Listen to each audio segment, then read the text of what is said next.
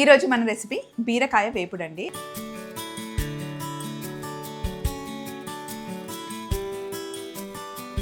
అయితే రెగ్యులర్గా చేసినట్టు కాకుండా ఫస్ట్ స్టీమ్ చేసేద్దాం.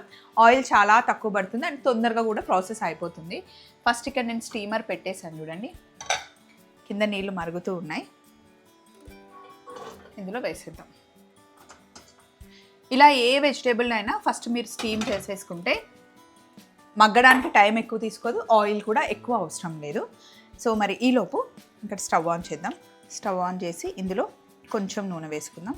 ఉల్లిపాయలు వేసేద్దాం. ఉల్లిపాయలు వేసి ఉల్లిపాయలు వేగుతూ ఉంటాయి. ఈ లోపల మనం మిక్సీ జార్లో పచ్చిమిర్చి వేస్తున్నాం. ఈ ఫ్రైలో మనం కారం వేయట్లేదు, పచ్చిమిర్చి నుండి వచ్చే కారమే మనకు సరిపోతుంది. సో పచ్చి కారంతో తయారు చేస్తున్న బీరకాయ వేపుడు అనమాట.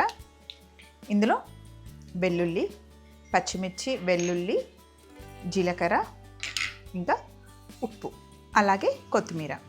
మనం అరకిలో బీరకాయ తీసుకున్నామండి, దానికి ఇది వేస్తున్నాం. ఇలా మనం మిక్సీ పట్టుకోవాలి కొంచెం కచ్చా పచ్చాగా. అలాగే ఉల్లిపాయలు కూడా వేగాయి.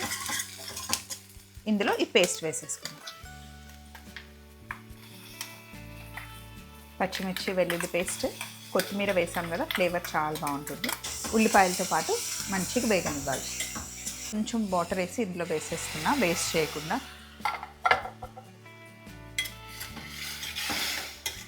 ఇది పచ్చివాసన పోయేంత వరకు కుక్ చేసుకోవాలి. ఇందులోనే కాస్త పసుపు వేసుకుందాం. మంచిగా మిక్స్ చేసేయండి. ఇది కొంచెం ఫ్రై అవ్వాలి. అలాగే ఇక్కడ చూడండి, స్టీమ్ అయ్యాయి మంచిగా బీరకాయలు. ఇంకొక నిమిషం పెడదాం.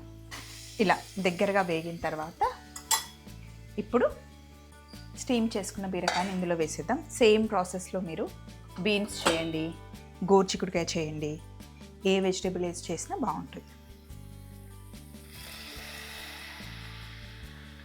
ఆల్రెడీ బీరకాయని స్టీమ్ చేసేసాం కాబట్టి ఇప్పుడు మనకు అస్సలు ఎక్కువ టైం పట్టదు. మొత్తం కలిపేసి ఇంకొక 2-3 నిమిషాలు పొయ్యి మీద పెట్టేస్తే సరిపోతుంది. అదే మనం డైరెక్ట్గా బీరకాయ వేసామనుకోండి, ఇంకా కొంచెం ఆయిల్ వేయాల్సి ఉంటుంది. ఇలా అయితే ఈ కొంచెం ఆయిల్తో సరిపోతుంది. మూత పెట్టేసి ఇంకొక 3 నిమిషాలు మగ్గనిద్దాం. ఇలా ఒక 3 మినిట్స్ తర్వాత ఓపెన్గా పెట్టేసి 1 నిమిషం అలా ఉంచేస్తే వాటర్ ఎక్స్ట్రాగా ఏదైతే ఉందో అది లాగేస్తుంది. అంతే అండి, రెడీ అయిపోయింది.